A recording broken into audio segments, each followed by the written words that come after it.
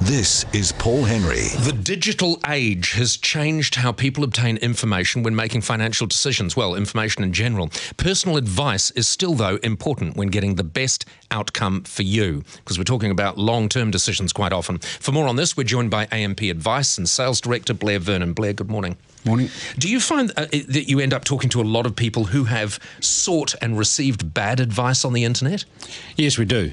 And often it's quite wacky advice, to be frank. The most common thing is people actually rely on friends and family. They always have done. The challenge with social media and the internet is you can reach out to more of your strange, odd friends and family and get even weirder advice. And indeed, strange, odd people that you have no background on. You have no idea what their views, what they're basing their views on. Absolutely. All right, so let's talk about the positive things on the internet, because a lot of people do go to the internet for financial queries and advice. What's the good side of that? Well, it's a great information source. So you can find lots of data and lots of information and lots of comparative stuff. So if you're really motivated and you're sort of a do-it-yourselfer, there is lots of resources there that can help you make informed decisions.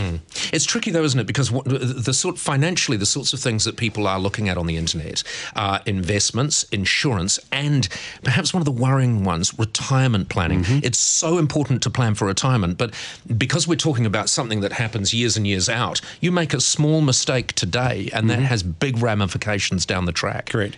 And I think the challenge is people confuse a do-it-yourself research activity on the internet with the shortcut of just going to Facebook or talking to a friend about what to do.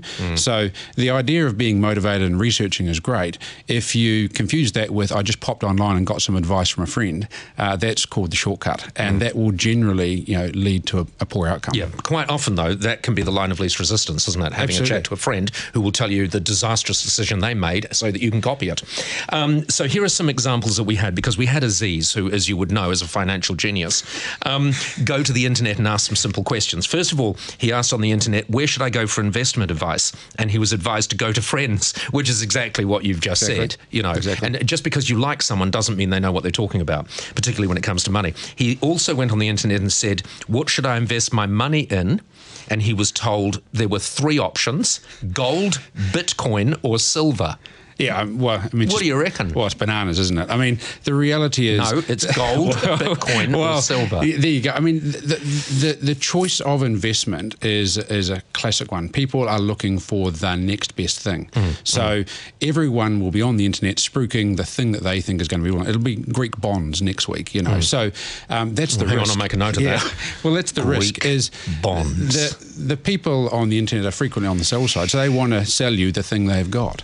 The risk is, are you gullible enough to take that? And I'm not saying everything on the internet is, dodgy, but you've got to see it for what it is, haven't you? So maybe it becomes a tool that you use, but it's just like investments. Absolutely. It is a portion of the decision-making process. The final thing that he asked before he expired was, what should I do about life insurance? And he was advised that you don't need it.